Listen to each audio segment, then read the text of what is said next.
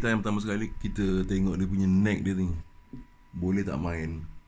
Ni macam begini, neck ni profile ni U ni besar ni. Kalau profile bagi Stratocaster ni dia macam tipis sikit, dia bentuk C shape ni, dia sesuai untuk solo lah. Kemudian dia punya bending pun kita boleh main bending lagi lah. Beza dengan kalau Telecaster. Telecaster buat turun. Tengok dia punya neck size tu, bukan main besar tu. Ni size U ni. Kalau nak bending pun susah, sebab dia 26 inci dari ujung ke ujung 26. Bezakan dengan Les Paul ni, dia kira bentuk dia macam C shape juga, tapi dia lebih nipis.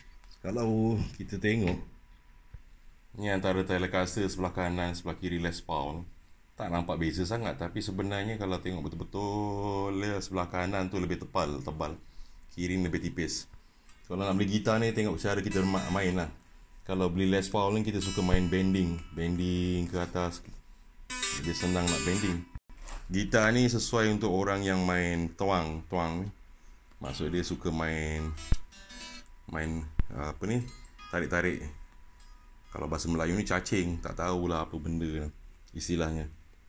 Tapi kalau kita nak bending memang susah. Nak tarik ke atas ni ada keras sikit, sebab dia tali dia panjang. Kemudian dia memang yalah, dia lebih panjang daripada Les Paul. Lepas tu dia punya bunyi ni twang. Kalau banding dengan Les Paul ni, dia pendek, dia 25 sampai sini, dia bertali ujung sampai ke sini 25 inci Bunyi dia beza pula. Kalau lebih panjang dia lebih bunyi bright atau lebih treble.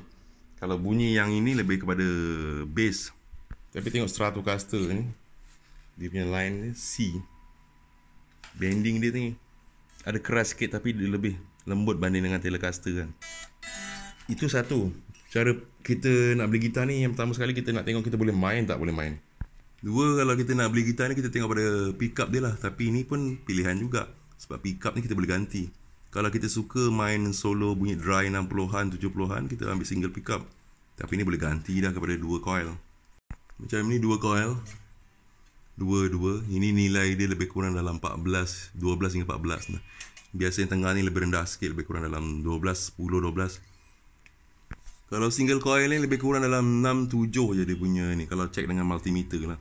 Maknanya dia bunyi lebih nyaring banding dengan Les Paul tu. Dia dua coil, double coil humbucker, dia bunyi lebih bassy bass.